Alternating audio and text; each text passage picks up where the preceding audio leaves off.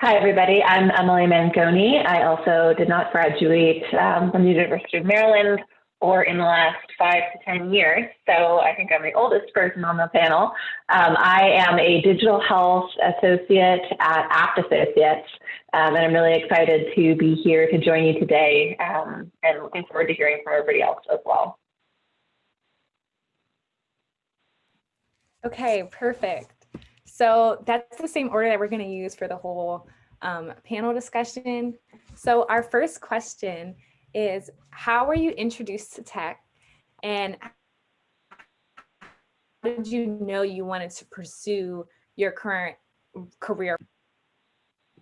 So Ellie.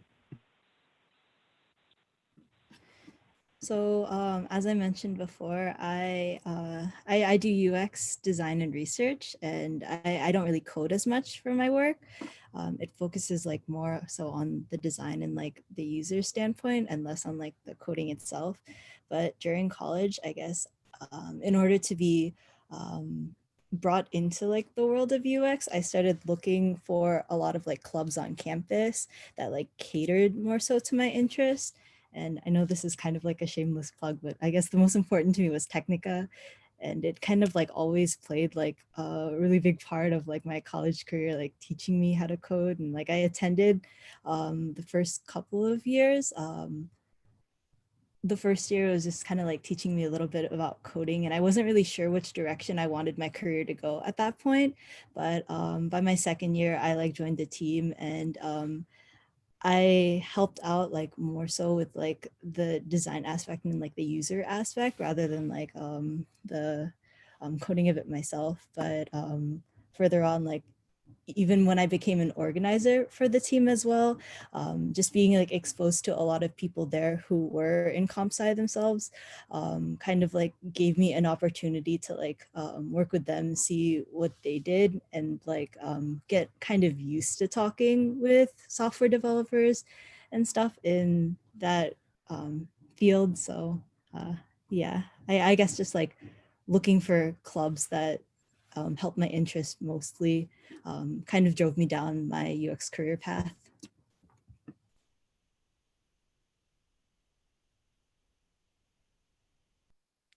So mine starts at my 8th grade high school orientation. My high school had a first robotics team, and they rolled out their 5-feet robots onto the platform before us 8th graders. And that moment I was like, I gotta do that. So I joined robotics team in high school. I knew I didn't want to do mechanical because I thought that's gonna be like a lot of muscle work. I didn't join comp sci because I didn't want to sit behind a computer for hours and hours, and I didn't know much about coding back then. And so I joined electrical team, and I made great mentors who taught me a lot into electrical um, skills and a lot of different career choices. So I chose to do electrical engineering, and I loved it ever since. Um, so yeah, that's where my career started, and it's going on, and I love it still. So my introduction to the tech world was a little different. I went into college thinking that I was going to be a biochemistry major. And about 3 labs in, I was like, absolutely not. I am not about this.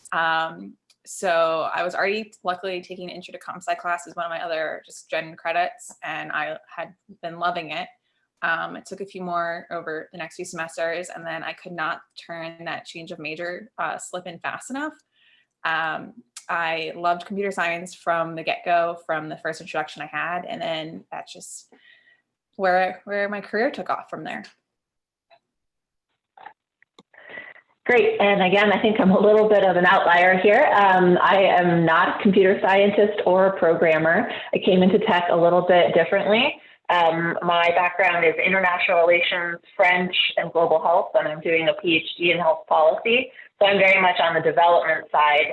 But while I was working on global health projects, we started to see a need for roles for people who could leverage technology to support, to enable and enhance these global health impacts. And so while I was a fellow in my PhD program, I started using a sort of mobile phone and SMS technologies to communicate with sex workers in Kenya for reproductive health purposes. And then I got this job at Apt Associates where I get to work all over the world. It's wonderful. I do a lot of project and product design and management. So I don't actually code, but I oversee a lot of the coding and the programming. So I really get to get my hands deep into the activities for programming and work in a lot of different global health areas and different types of apps and websites and things. So it's a wonderful job. I'm very excited to have it and excited to share more with you as well. Wow, that's really great to hear all the different stories. So my second question is, what is your biggest success or your biggest learning opportunity that you've had in your current role? So I guess for UX, you're constantly learning from your users. We typically do these things called user interviews or empathy interviews, just to kind of like get a feeling for like the daily lives of our users, what they go through, kind of learn about like their pain points or anything before we start like digging into the application into what they specifically need. And like from these interviews, I've just learned that like no two users are alike. And as I like sit through the interviews or facilitate the interviews, actually, I'm learning about like what different functions or features they feel like they would need.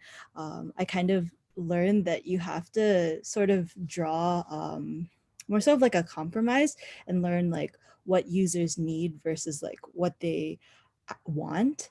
So you don't like end up going to the devs and saying like, oh, I need you guys to like build out 1,000 of these features because that's what they were asking for, because that might like obviously be too much for the developers themselves, and also kind of might definitely be like a sensory or information overload for the users who are looking at the apps and they're like, I don't know where to start on this too.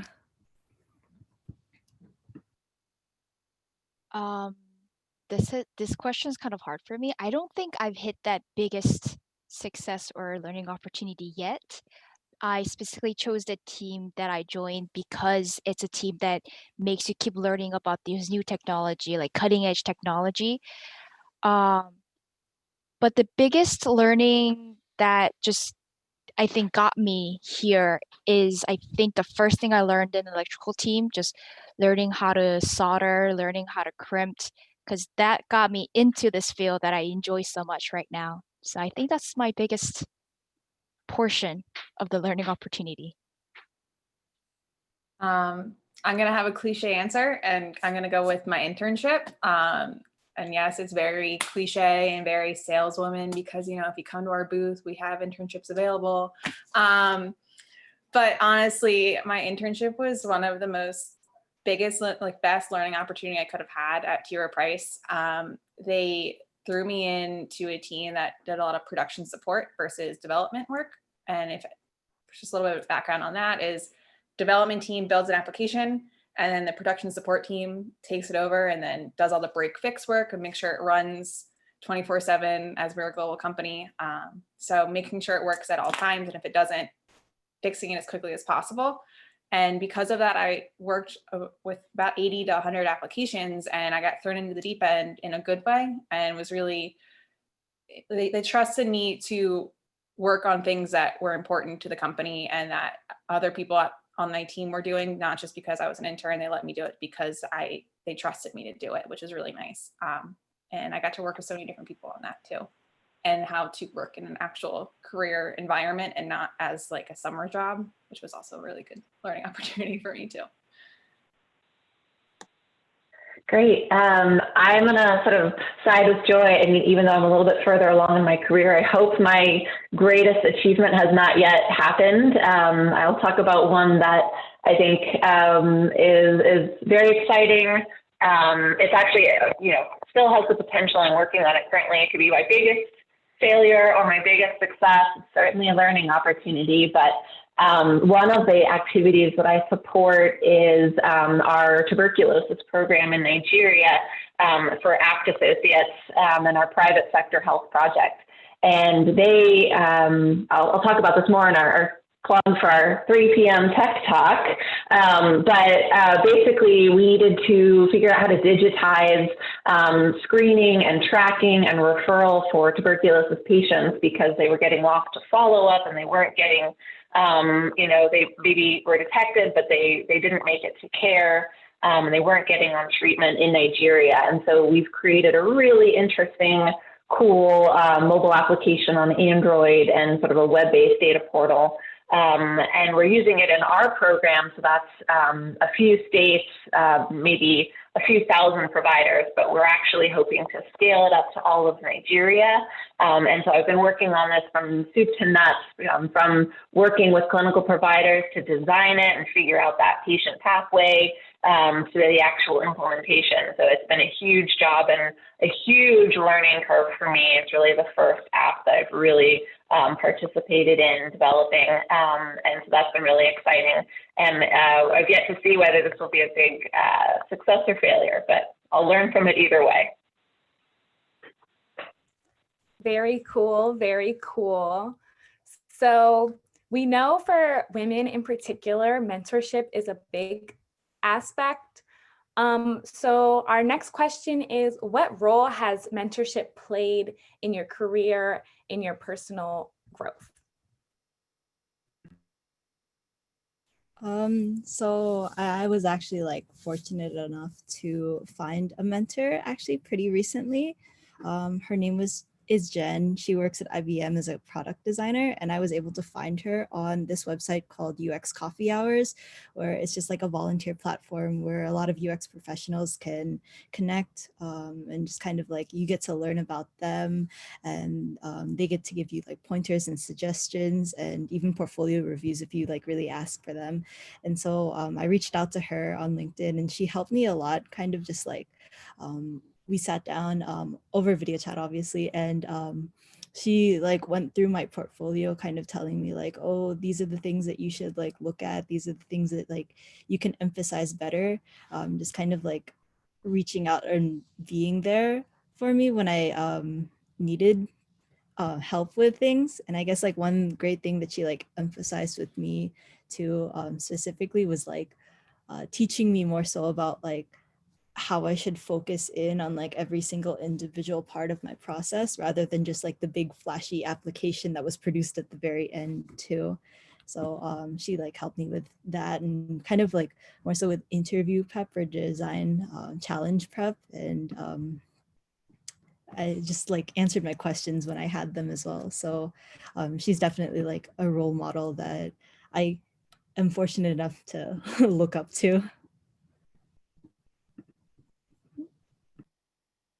I also had the fortune to have multiple mentors in my life. Robotics in high school, I had multiple mentors, and they really helped me, kind of helping me deciding through college decisions, these like job application, like listening to my problems, giving answers from their own experiences, and going into work.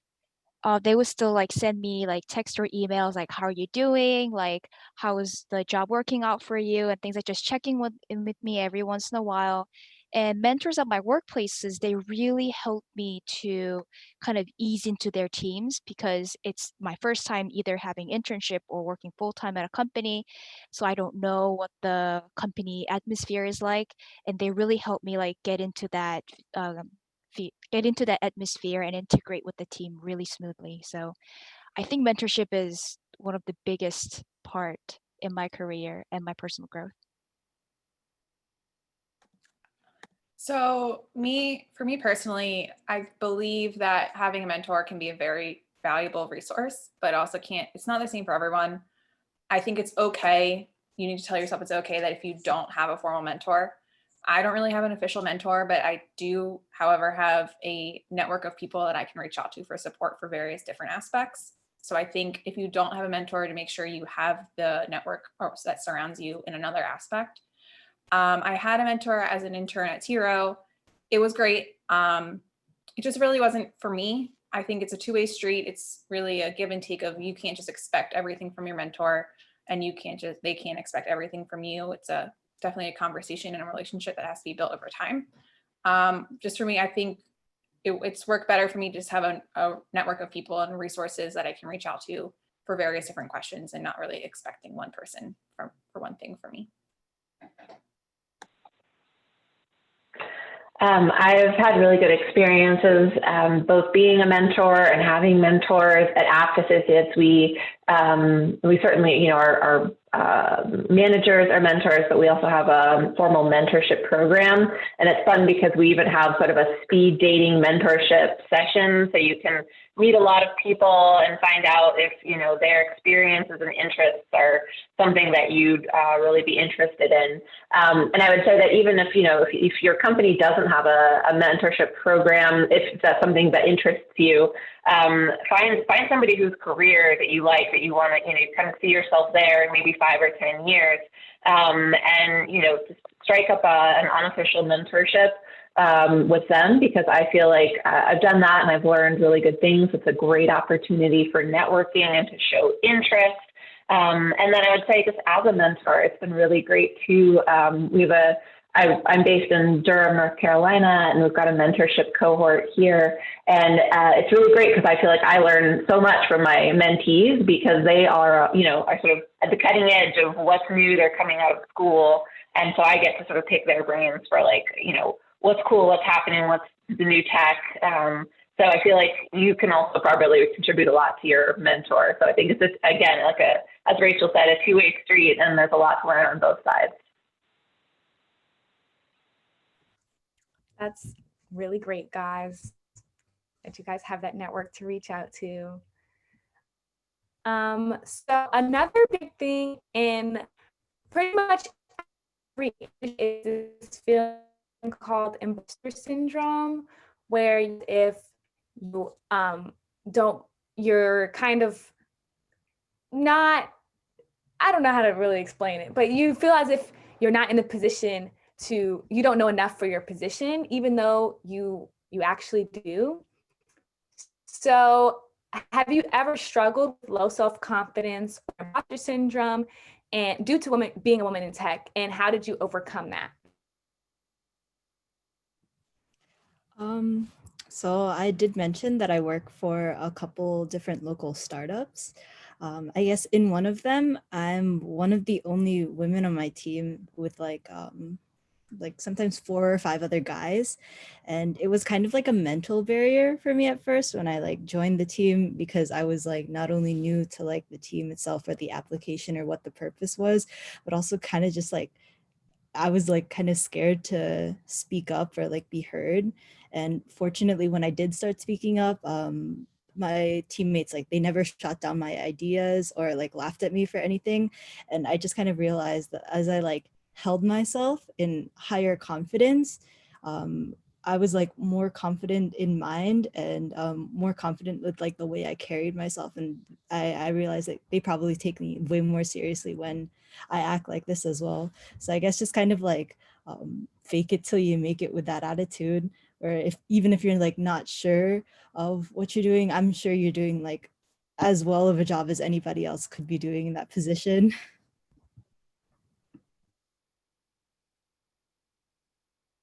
I definitely agree with what Ellie said.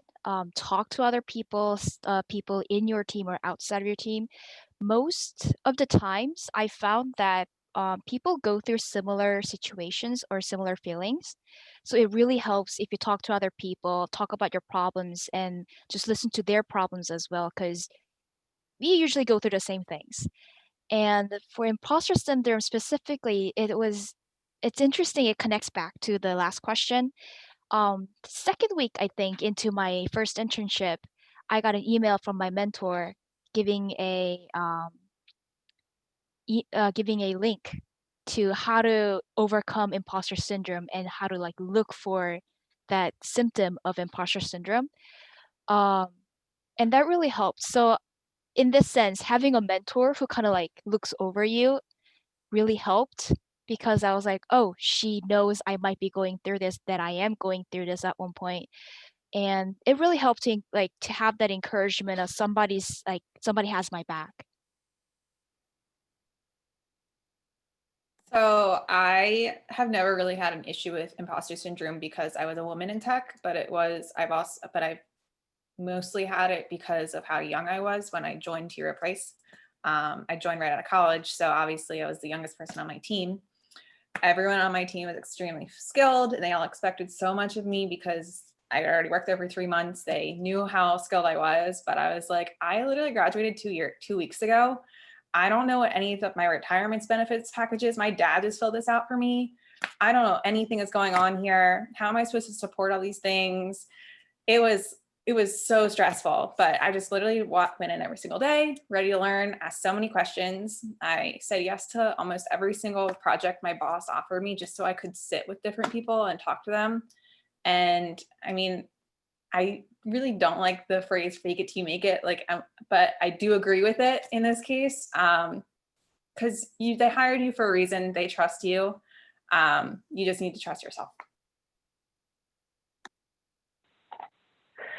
So I think, one thing about imposter syndrome is just being transparent, I think, with yourself about how much you know and leaving a lot of room for learning and growth. I'm pretty confident, as a woman in most things, and I think it's not so much the woman piece for me that's challenging. It's that I don't have a more technical, computer science background. So oftentimes I'll come into the room as a product manager, and everybody there is a developer, and so they sort of know the ins and the outs of how the database that we used and the front end and all the coding languages, and that's not skills I have, and that's okay, because I bring another set of skills to the table, and that's sort of the understanding of the design specifications and an overall product management perspective, so what we're driving towards. So I think it's okay. I often feel that imposter syndrome, but I feel like it's okay. I have a lot to contribute in the areas where I do have expertise. And I think part of what helps is when I say, great, like I need, Anne to tell us about how this was coded because she's the expert here. And I need, Sabrina to tell us the rationale behind our encryption strategy. And so I think that as long as you sort of acknowledge that there's going to be other experts, and there will always be people who are more expert than you, most times there will be people who are more expert than you, and you can call on them, and then just be confident with the expertise that you do bring. There will be things that you are truly the expert at, and it's, you should have confidence in that. And that's really important to be able to take leadership in an organization, is to be like, yeah, I'm really good at this. I'm well read. I understand this content area, and I'm going to help others. So that's my thoughts on imposter syndrome. Great. This is great advice. And there's also a Technichat workshop later about imposter syndrome. So if any of you guys watching wants to learn more about fighting that, then feel free to head out.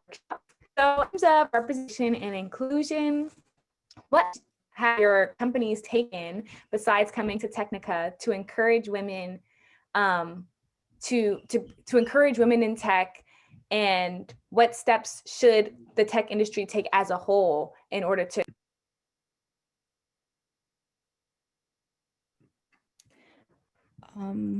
So since I'm at startups right now, they don't really have like specific initiatives for women, but back previously at like larger companies, I previously interned at FINRA, and I know for sure that they had like a women in tech group that had monthly lunch meetings or so. And I think I attended like one of those, but I was more so invested in this other group called FINRA Inspires, organized also by like a lovely group of women who were actually on the UX team with me, which is why I tended to go more so to their talks.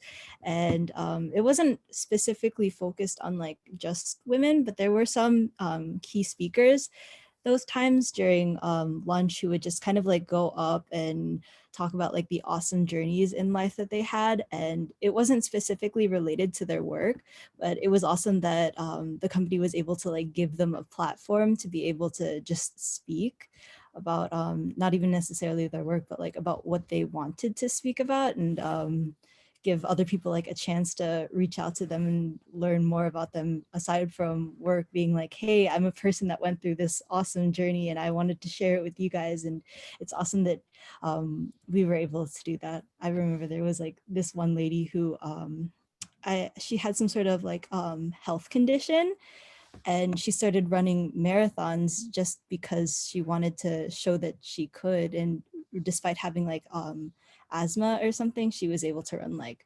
a 5K or so. And I thought that was like really cool, being able to like go to an event like that and hear more so from her. So I guess even as the tech industry just kind of keep creating platforms for women to be able to speak up about themselves and about like their experiences, and just kind of go forward through with that.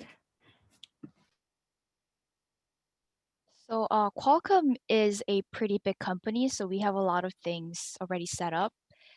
For women, we have a group called Q Women, and they do a lot of amazing things. Like every once in a while, we have uh, like a talk from higher like leadership positions, and they give their experience, what it's like. Um, and we do a lot of like smaller things. Like we have coffee chats. They give mentorship programs. Um, let's see. Yeah, and for our team specifically, we also made our own coffee chat. So every week for an hour, we just come in and chat together. Like, how are you doing on your work? How are you doing on your life? Like, how's the work-life balance? Just asking each other how each other are doing. So I think those are really good steps to make sure that we are doing good together. So Tiro as a whole, especially the past 2 years, has done an incredible job of not only developing the pipeline for hiring new diverse applicants. We've been to SWE, we've been to Grace Hopper. I've personally attended both of those, as long as like in addition to Technica. We also have been going to Lesbians Who Tech and Society of Hispanic Professional Engineers. I think I said that one right. So we've done a really good job of expanding the types of conferences and recruiting events that we've been to, but they've also done a lot of work internally of not only hiring the people, but making sure that we stay and keeping the women in tech. We have a business resource group called WAVE, that is for Tiro as a whole for women to participate in, and as long as our other ones such as Mosaic, which is for the ethnically diverse members of our community, and then also Pride for the LGBTQIA plus community, and Valor for our veterans at Tiro. But we also have women in cyber and women in tech for security engineers, and for obviously the women in tech. So we've done a huge programs for that, and we do a lot of stuff in the community. And honestly, I wish that Tiro, one thing I wish that we did more of was put it all out there, so more people knew where it was, and instead of having to know where to look to get involved in all this stuff. I think we need to do a better job as a company internally discussing that with each other, so everyone in the company can get involved in it. So Apt Associates is hugely committed to gender equality and social inclusion and diversity. It's a big part of our strategy. We really seek a diverse pool of applicants for our employees and colleagues. We have Jessie, gender equality and social inclusion strategies for all of our global projects and activities. So it's really important. You can go to our website and see that it's a focus area for us. And particularly since we do a lot of international development and health type work, it's really important to be running through our programs as well. Sort of on the corporate level, obviously, we're excited to sponsor Technichat. And we've also started a Women in Dev Tech affinity group. So along the lines of what Joy described, it is sort of an opportunity for people across our divisions, people at the very high principal associate levels who are analysts, to come together and talk about, their careers, what are the best technical skills that will help you advance, to be able to apply sort of digital technology solutions in, whatever field it is, health, education, environment, economic development. And so, so we're really trying to emphasize that as well. So I think there's a lot of room to grow there, and we're excited to have this emphasis. And yeah, so I would definitely encourage people to explore ACT as a very inclusive workforce. Great. So this is a great segue into our next question. So what do you think is the next big challenge for women in the tech industry, and how can we prepare ourselves in order to tackle this challenge? So I guess fortunately for me, I haven't really come across any bias stemming from my gender. But I know like one challenge that a lot of younger people right now are definitely going to face is with everything being like online and remote, is just kind of like having to compete with other people for a job, or like other applicants for a job. Because I know like in the state of the world right now, a lot of places are currently like not having a certain bandwidth to accept entry level designers or researchers, or really like a lot of people in tech companies are like kind of like cutting down the jobs that they need just because they don't have like the bandwidth or so. And like people in entry level positions are going to need definitely a lot more like training and resources than those who already have like a lot of experience, in order to be able to like catch up with more experienced workers. And I guess just like to prepare for these challenges, you just have to like create connections, I guess, reach out to like the people in the positions on the companies that you're looking for, like really learn more so about like the position themselves, or about like the company themselves when applying. I guess practicing your elevator pitch in order to like strengthen your knowledge about you, really, because no one knows you better than yourself. Look over like your portfolio if you're interested in UX, like get critiques, or like listen to other people when you, or let other people tell you about your presentation of these things, because critiques usually can't really go wrong.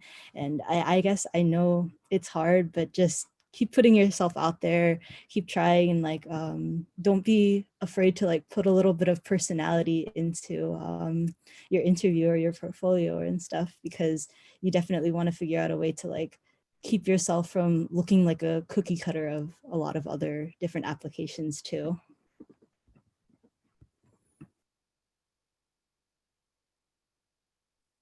I myself really hadn't gone through any like biased situation before. If there was, maybe I didn't notice it. But but I think a lot of the situations with like women in tech, women in like, or any minority in different fields are getting better, like how their treatments are getting better. But with those breaking down of stereotypes comes a lot of the gray areas where we are kind of confused how to respond the best way. So I think the big challenge is us learning how to respond to those gray area situations, and knowing how to handle those well will get us in like ahead of step in our leadership positions or whatever we might be doing in our field. So I think that's one of the things we should work on.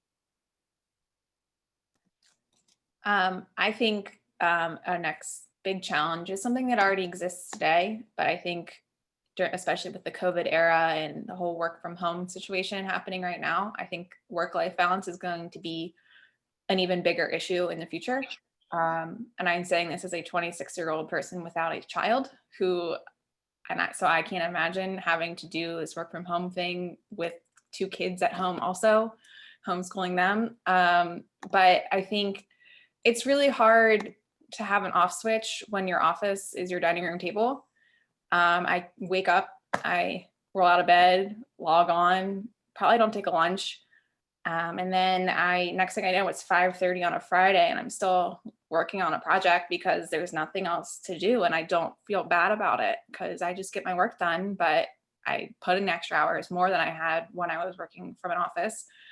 And I think it's going to become a problem that I think we as globally as a society need to all take a check and say, I'm logging out of work and it's okay. And even though I'm still same exact spot as I was when I was working, I don't have to mentally be there anymore. So I think we all have to kind of work on that.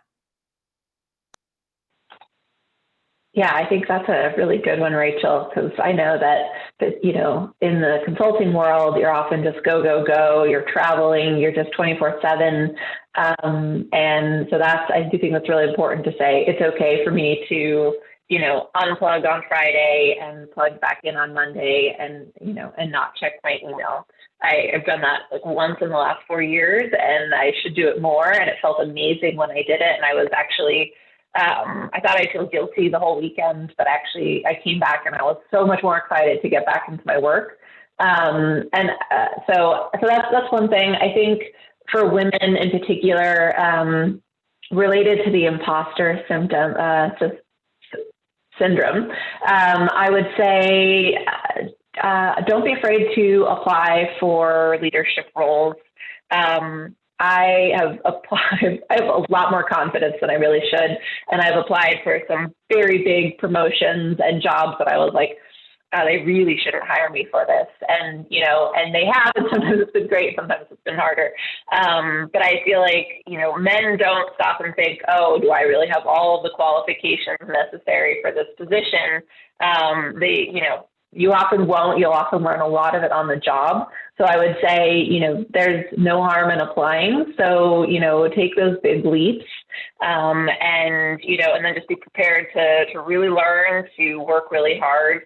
But I think, yeah, don't be afraid to apply for those seemingly reach positions, because people might reconsider you. They'll be like, oh, well, you know, if she's thinking about a senior position, you know, maybe I should be thinking about, you know, her next career step. So I would say, you know, envision your career pathway, try to, you know, make smart moves. Don't just take, you know, the big promotion because it's a lot of money.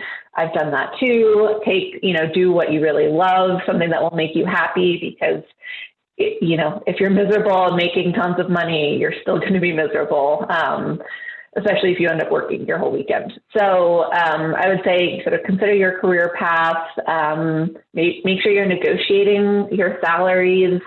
You might be like, oh, this seems like plenty of money, but it's always good to just have a conversation about that. You know, make sure that you're getting the benefits and the salary that you feel is equal. You know, I've had situations where, you know, I've looked at somebody who does comparable work, who's male and who maybe has a lower position than I am, and when they make more money than you, it's very frustrating. And so one thing I can do is just be an advocate on my behalf, and you should be an advocate on your behalf, for, you know, taking that next leadership position, and really earning it. So yeah, go women. Great advice. Great advice. So we kind of jumped the gun a little bit because I was just about to ask what advice you'd give to women and gender minorities. But I just want to let the live stream know that after this, I'm going to be asking live questions. So if you guys could just prepare your questions now so that the next time I can pick a good question to ask these lovely ladies. So right now, our question is, what advice would you give to women in gender minorities entering the tech field? So fortunately, within like the last few years, for sure, there's been like a ton of different resources for women in tech, like different groups that you can join. Even like filling out like job applications, I'd see like check boxes marking like, oh, would you like to be introduced to like the women in tech community that we have at this company or so and so. And I guess just like take advantage of these groups when you can, like sign yourself up for them, because the resources out there like definitely can't hurt you. And I guess just like if you were to look for other women mentors and stuff, don't be afraid to reach out to people on LinkedIn or like finding a mentor in that way, because the worst thing that they can do is just not respond to you, really. So just kind of like put yourself out there or so. So first thing is definitely find a mentor, as Ellie said. It doesn't have to be like woman mentor, like, but it will be harder to find a men mentor, like a male mentor who understands you as much as female mentor. But definitely find a mentor, because it's gonna be that security that you have, because they're gonna keep like propelling you forward. Like these are some things you could do, giving you advices and things like that. So definitely find a mentor. Number two, just do it. If you're in like any like decision things like, should I do this? Should I not do this? Like, just go for it. You're still young. If you make a mistake, you have plenty of time to do something else, or like to fix your mistake. So just go for it. But do research before you make a decision though. And number three, ask. That is going to be your most valuable skill. There's so many things you can get out, any opportunity, any advice, you could just ask and get them. And number four, enjoy. That's going to be the best propelling, I don't know, like resource that you have within yourself that gets you forward. My biggest advice is, we've all heard the article, we've all read them, about how men will apply to a job if they're only about 60% qualified for it, and women will only do it if they check every single box. Let's throw that out the window. Let's apply for jobs, even if we're not 100% qualified, because we know the men are, and you definitely won't get the job if you don't apply for it. So that is my number one advice. And then also, even if you don't have a mentor, it's okay, but make sure you have a good resource group around you who will support you if you have other questions. And it doesn't have to be one person to answer every single thing, but if you have enough different resources around you, you will be okay. Yep, I pretty much agree with everything everybody said before me. And my last comment, yeah, definitely apply. I've read some pretty sort of sad cover letters that I feel like really could be spiced up. You know, don't be afraid to speak up and talk about promote the things that you really have accomplished. I mean, don't overstep, but definitely, you know, point out all the great achievements you have, and, you know, make sure, you know, somebody who really has sort of those hard sciences and those soft skills, that, you know, it's not just that course you took, or, you know, the app that you programmed. You know, it might be a leadership role you took, or, you know, mentoring a junior student or something. I think that really highlights, you know, your enthusiasm, your interest. Yeah, I think it just read and be prepared. I think, you know, a lot of companies and organizations really are looking to increase the diversity of their staff. And so I think that this is a really great time for you to, you know, for people, sort of non-traditional people, to be going into these different fields where maybe it's all men or all white, or, you know, whatever it is. And I think of that as really an asset, and, you know, and highlight all of the different skills and perspectives that you can bring to that role. I think, yeah, and apply. Okay, great advice. So we have a lot of questions in this chat, so I'm going to try to pick out some really good ones that apply to generally everyone. So Nadine asks, what would you recommend for high schoolers? Like, how do you get a head start if your school might not necessarily have a lot of computer science resources? What would you recommend? Mm, Well, I guess for me, a lot of resources too don't always come from school. I mean, there's no age limit for LinkedIn, I believe. You can always like reach out to people over there, just kind of, I know like when looking for people to reach out to, I kind of just like, if there was a company that I was specifically interested in, I would just type into like the LinkedIn box, like the company name and then UX and message who would like come out from there to learn a little bit more about or from them personally and like the work that they did at their company, like learning more about like the company culture there. And then I know even on like Facebook, there's a group that, or a few groups on there that are focused around like people in UX. Like I know for me, I'm in this group called the Asian Creative Network for UX, and they just kind of like post the things that the different projects that they've done.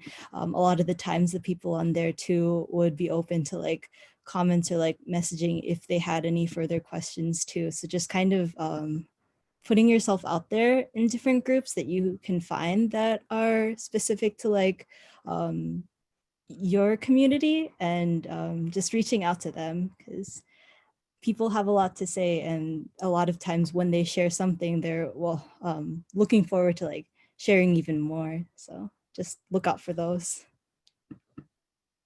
And I also want to add that I think for technical side, I think there's so much, especially in the computer science space and tech world, not everything that you need to learn is in school. I am going through a program for learning about cloud because I never learned that in college. It's on Linux Academy and A Cloud Guru, but there's so many different resources online now that if you just wanted to learn, and most of them are free, I think. And if you just want to learn, and if you just want to try it out and then you don't want to commit to it, you don't have to take a full class. You can just take a quick session on it and see if you like it and go from there. For me, I would suggest that find something that you really like, and kind of start from there and start going in deep and wide. Because like, let's say you like gaming, so you start looking into like how gaming system works, or maybe you start looking into how the server works with the online gaming together, and then you start learning how to like program how to do that. And I think because you're interested in it, you're gonna be a lot more excited to learn about it.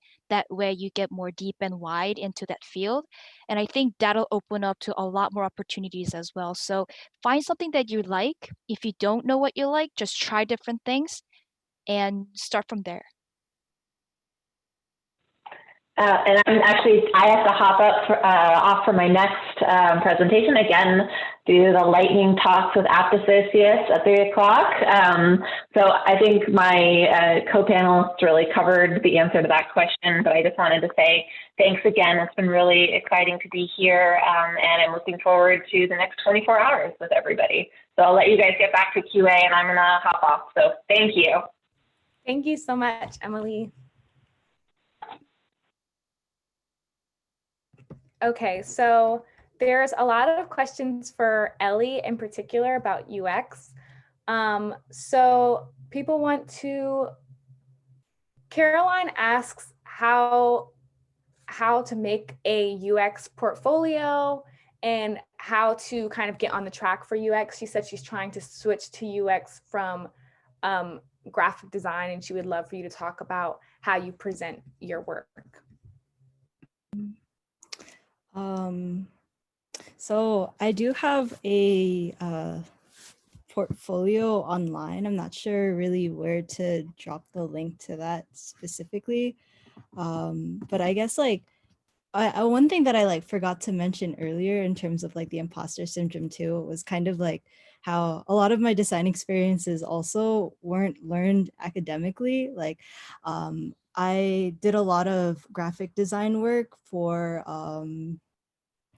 clubs in school too. So I kind of like sort of did a transition, more so like starting off with graphic design and then like applying a lot of what I learned from graphic design into UX too. So I started off by like looking at a lot of different like portfolios online, just kind of like even just through Google, like UX portfolios, and I kind of picked out what I liked, or like different things that I thought were cool from them, and pulled that inspiration into like what I wanted on mine as well. And then once I had what I was confident with, I went to my mentor and kind of to other people who weren't even only UX designers, but like a lot of my friends too, who people on my design team back in when I was still organizing for Technichat as well. I asked them to like look it over, tell me what they thought, and they always just gave me like pointers like, oh, this could be elaborated on a little bit more, or this you could explain this, or I don't know, just critiques helped me out a lot more too. I'm not sure where to drop my link, but I'll be sure to give it to you guys somehow. Yeah, you can drop it in the chat and then I'll put it in the Slack channel for everyone to see. So one last thing, which is a general question for everyone. So a lot of people have multiple interests. So they are interested in computer science and space research or military. How do you guys, what do you guys recommend for somebody that has multiple interests, and how to combine those interests with tech? So I'm an electrical engineering major, not computer science. And in electrical engineering major at UMD, they have different specifications. And it's similar but very different at the same time. So if you have like specific interests of different things, just try learning them, like maybe even at a shallow area. And if you like really like something, try going deep, and then find like, oh, maybe I could link this with this, because there's no limitations. Because I noticed that a lot of majors right now, even they haven't really existed maybe like 10 years ago. So there's a creative way to combine them together as long as you know what they're about. So um I would suggest definitely just start like learning about them, depending on your interest. And then later you'll be given so much more opportunities to combine them together because you know them so well. I also think that an internship is a perfect time to explore different things, explore your different interests. You don't have to commit to a full-time job, even if it's offered to you, if you didn't enjoy your internship. Yeah, it's great that you have a job, but you probably, if you didn't enjoy it, you're not going to stay at the company that long anyway. So if you take multiple internships over different summers, and you can explore the different opportunities that different types of companies at a fintech company versus a government internship could offer you, and things like that, you can really expand and see what you like and what you don't like. And I guess like just kind of more so of like a creative side for trying to figure out what you want to do. Like creating like case studies for UX is always like a kind of interesting way to try and like loop your two interests together. Like if you were super interested in like taking care of plants or something, and then you wanted to apply what you knew about coding or what you knew about design to it too, you could try and like come up with an app for that, just to have like the fun best of both worlds type of thing as well. And I guess like Technica or other hackathons as well are like always open to like cool, fun projects like that. So make sure to like submit your hacks for those if you do plan on having them as well. Okay, so another question is, I know a lot of you guys talked about mentorship, whether that's like super official mentorship or whether it's finding kind of like a network of people. Kirtis asks, what's the best, like, where's the best place to find mentors? Is it in like some of the groups that are organized by your company? Is it somebody that's from your school, alumni networks? Like, where can people find a mentor, and maybe where you found your group? So I found my network of a community by showing up to our business resource group for women in tech and the WAVE group in general. First, I'm not great at networking, honestly, not great. I sat there, did not talk to anyone for the first 3 sessions, just to figure out what was happening. But after I was confident enough that they weren't gonna like be mean to me, because why would they be? Another imposter syndrome thing over there.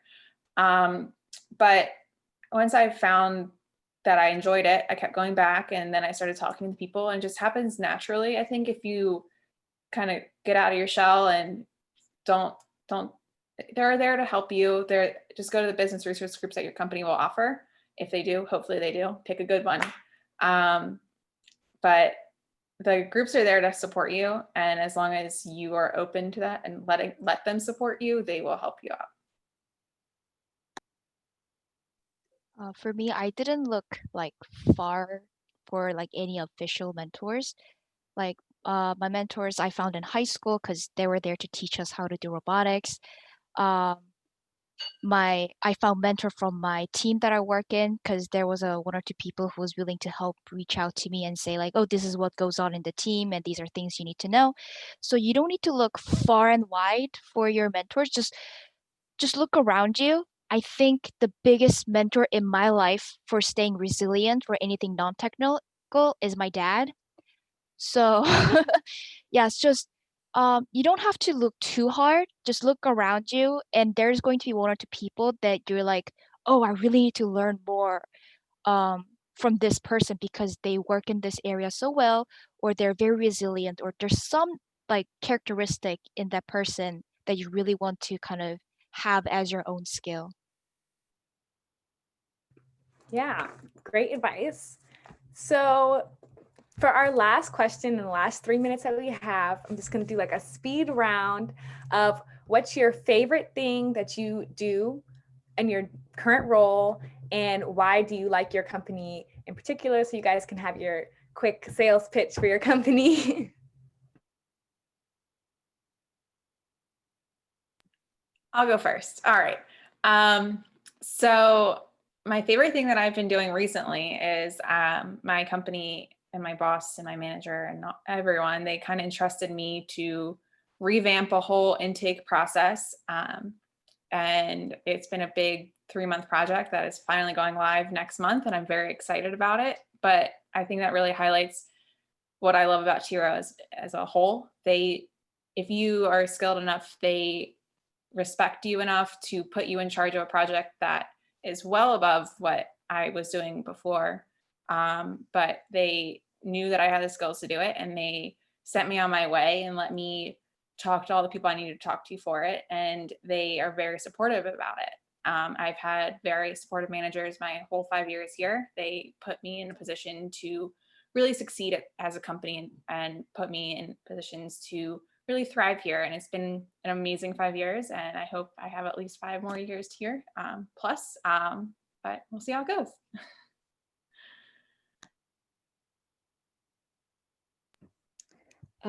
So I guess for me, at my startup Block by Block News, it's going to be probably coming to the App Store in December, or so that's kind of when they're projecting to have it available.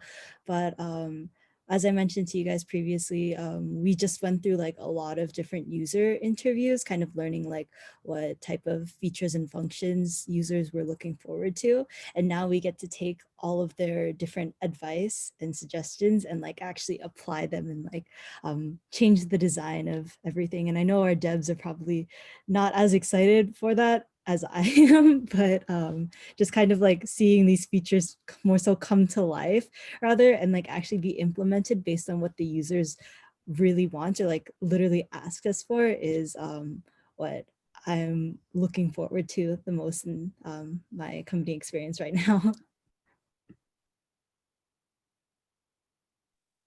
Just so that I know I'm answering, like, what was the question again?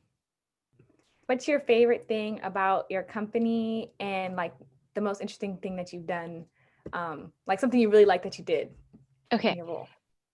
So I mean, it's only been like 3 months that I started working in this company, so I haven't done a lot of things yet. But favorite thing about the reason that I chose my team is because we crash the systems as much as possible to make sure that there's no crashes in the future in the commercial field.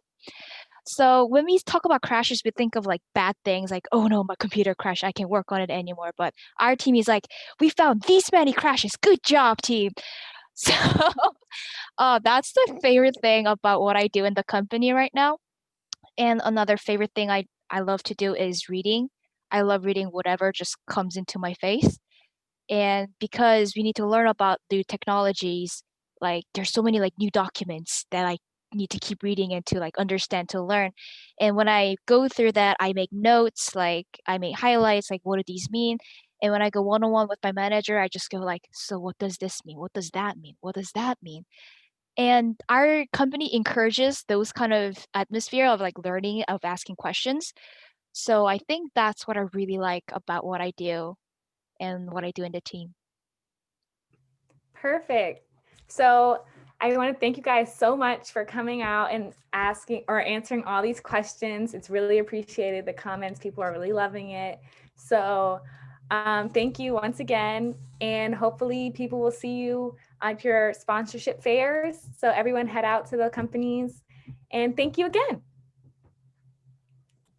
Bye, everyone. Bye. Thank you. Bye. Bye.